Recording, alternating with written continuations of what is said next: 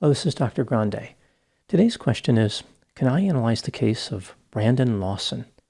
Just a reminder, I'm not diagnosing anybody in this video, only speculating about what could be happening in a situation like this. If you find this video enlightening, please like it and subscribe to my channel. In addition, consider supporting me on Patreon. Looking at a few of my recent pre-release videos on Patreon, we see inscrutable thumbnails like Killer Elizabeth Taylor Imposter, Insecurity Guard, and Chris Watts of Australia. In addition, I have over 150 other videos available on Patreon. My Patreon account can be found at patreon.com/drgrande. The link is also in the description for this video. Moving back to the case of Brandon Lawson, first I'll look at the background of this case, move to the timeline of the disappearance, then offer my analysis. Brandon Mason Lawson was born in Fort Worth, Texas on November 18, 1986. He had two brothers and one sister. Brandon's childhood was described as happy. He enjoyed camping and fishing. During Brandon's junior year in high school, he met another student named Ladessa Lofton. She was 1 year behind him in school. They eventually became romantically involved and had 3 children together. Brandon also had a daughter from another relationship. By 2013, Brandon and his family lived in San Angelo, Texas, which is about 3.5 hours southwest of Fort Worth. Brandon worked 60 hours a week in an oil field and was under a lot of stress. He had struggled with substance use for many years, but stopped using substances sometime in early 2013. Brandon had some trouble with the law and had spent time in jail. According to his brother Kyle, Brandon was a convicted felon. Brandon had an outstanding warrant for his arrest in Johnson County, possession with intent to deliver. This charge is a felony in the state of Texas. Now moving to the timeline of the disappearance. On August 7, 2013, Brandon was looking for methamphetamine. It's not known whether or not he found it, but it is reasonable to believe that he did. Brandon did not return home as expected. When Brandon finally made it back to his home on August 8, sometime around 10:45 p.m., he and his girlfriend had an argument. His girlfriend was not only upset about his failure to return home the previous day, but she also believed he was using substances again. At around 11:30 p.m., Brandon placed a call to his father, who lived in Crowley, Texas, not far from Fort Worth. Brandon told his father that he was going to drive to Crowley. He climbed in a silver Ford F-150 and departed at about 11:54 p.m. The drive would normally take about 3.5 hours. About 36 minutes after leaving, at 12:30 a.m., now on August 9, Brandon called his brother Kyle, saying that he had run out of gas.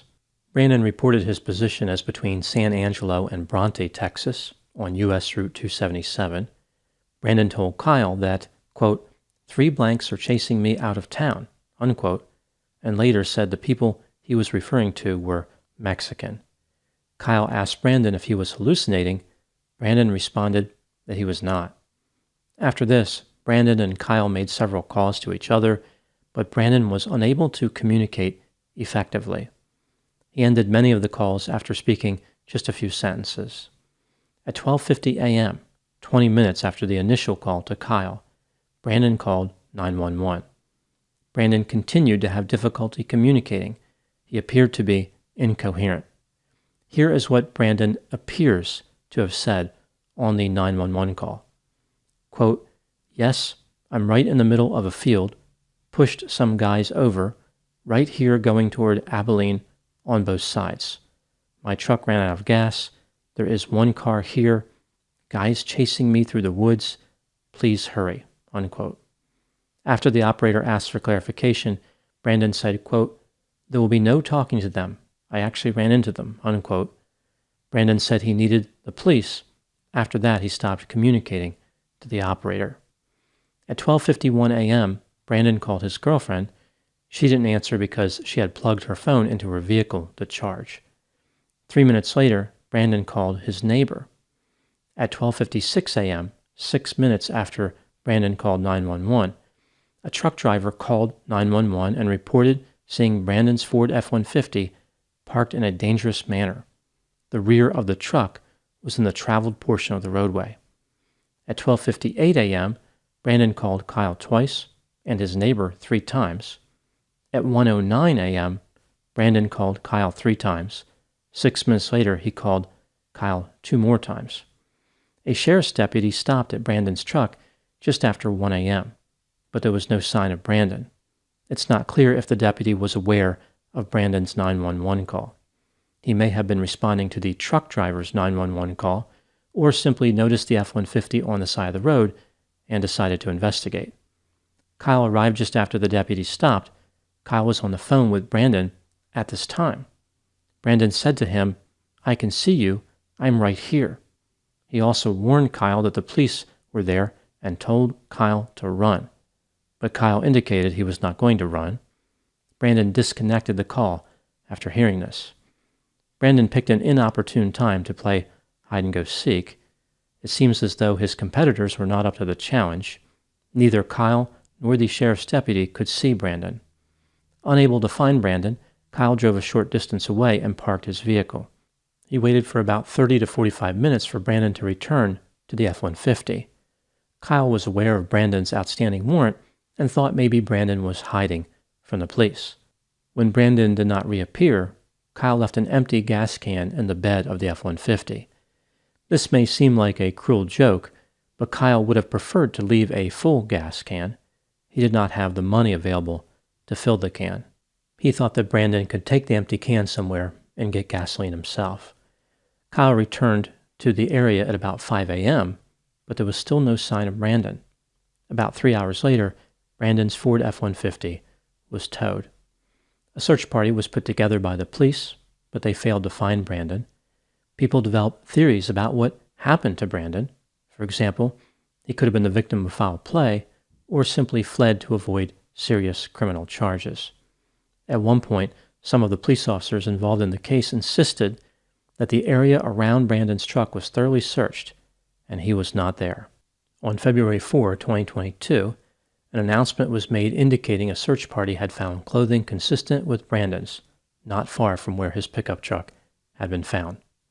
The police were contacted and discovered human remains. The authorities presumed that the remains belonged to Brandon. Now moving to my analysis. Here are my thoughts on a few areas that stood out to me in this case. Item number 1. Some people wonder why Brandon's brother Kyle did not continue searching for him after arriving for the first time at the Ford F-150. If Brandon was on the phone with Kyle and Brandon was saying that he could see Kyle, clearly Brandon was not far away.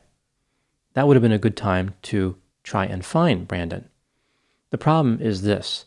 Kyle was not aware of the 911 call. He did not have any reason to believe that Brandon was in danger. He thought Brandon was simply hiding from the authorities. If Kyle had known that Brandon had actually called the police himself, he would not have left the area. The same set of circumstances applies to the deputy as well. The deputy may not have known about Brandon's 911 call. Item number 2. There are 2 major theories to explain Brandon's disappearance and death. Either foul play was involved, or Brandon wandered into rough terrain and died from a non-homicidal cause, like exposure. Let's take a look at the evidence both for and against the idea that Brandon's own behavior caused his death and no one else was involved. Starting with the factors that support this theory. Brandon Lawson was under stress at the time of his disappearance. He had been working 60 hours a week. He had 4 children to take care of, and his youngest son was only a few months old. It appeared as though he relapsed with his substance use and may have been on methamphetamine. Brandon had an outstanding warrant which may have interfered with a new job that was supposed to start on August 12th, just 3 days after he disappeared. He probably realized that if he was arrested, his new employer might not be as excited for him to start work. I doubt that Brandon's new job could be completed by remotely working from jail. Brandon had withdrawn his 401k. I imagine he wasn't too worried about the 10% early distribution penalty from the IRS. Maybe he was looking for money to buy methamphetamine or to facilitate his disappearance. Either way supports the theory that Brandon was responsible for what happened. When Brandon left to drive to his father's residence, he had just been in an argument with his girlfriend. His behavior was erratic, and he was experiencing intense emotions. Brandon was alone in his truck right before he disappeared. He made several phone calls. It appeared as though he was acting with a purpose. There was no sign of a struggle in or around Brandon's Ford F-150, and it had not been involved in a collision. Brandon's vehicle ran out of fuel. If other people were involved, how would they have arranged this? When the deputy and Brandon's brother Kyle arrived at Brandon's pickup truck, Brandon was clearly watching them from a distance. He told Kyle that he could see him. If Brandon was being pursued by criminals in that moment, why would he hide from the police? Now moving to the factors that refute the theory that no one else was involved in Brandon's death. Perhaps Brandon's criminal behavior made some people upset. Maybe he owed someone money. He could have cashed his 401k to pay the money to these people. Brandon called 911, appeared to mention other people, and introduced the idea of being chased. He was calling for police assistance despite having a warrant after his arrest. That's pretty much it for factors that refute this theory. When considering all the evidence, do I think that Brandon Lawson was the only one involved in his disappearance and death? Yes, it's clear that he was directing the action around the time of his disappearance. There is no reason to believe that anyone else was involved. Moving to the last question, what do I think happened in this case? This is just a theory, my opinion. Brandon Lawson was on his way to have a normal and happy life when he encountered substances. Once he started using, he could not get his life back on track, no matter how hard he tried. He worked very diligently and had a family, but there was no substitute for drug use. He craved the feeling of euphoria caused by substances and had a specific interest in methamphetamine. In early 2013, he managed to discontinue his substance use, but in August, he relapsed after experiencing a lot of stress. The substance use led to a number of mental health symptoms in Brandon, like mood disturbance, anxiety, irritability, paranoia, and confusion. After arguing with his girlfriend, Brandon decided to drive to his father's house despite not having enough fuel in his vehicle. He did not bother looking at the fuel gauge and ran out of fuel. When he was on the side of the road, Brandon was disoriented. He knew that he needed help, but he had many conflicting feelings. He thought that he was being chased by unknown assailants, and he was afraid of the police because of his outstanding warrant. Brandon's behavior had trapped him in a terrible position where there was no safe place to go. At least, that's what he believed. Brandon was unable to effectively communicate with anyone, which left him alone in a dangerous area. Now moving to my final thoughts. This case was particularly chaotic. It involved a young man who was out of control and incoherent. In a sense, Brandon took his own experience and projected it onto others. His level of disorganization and confusion was contagious.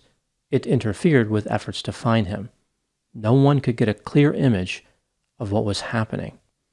This case is a reminder that overdosing on drugs is not the only way that drugs can cause death. Methamphetamine in particular is known for transforming everyday activities into lethal situations. Those are my thoughts in the case of Brandon Lawson. Please put any opinions and thoughts in the comment section. They always generate an interesting dialogue. As always, I hope you found my analysis of this topic to be informative. Thanks for watching.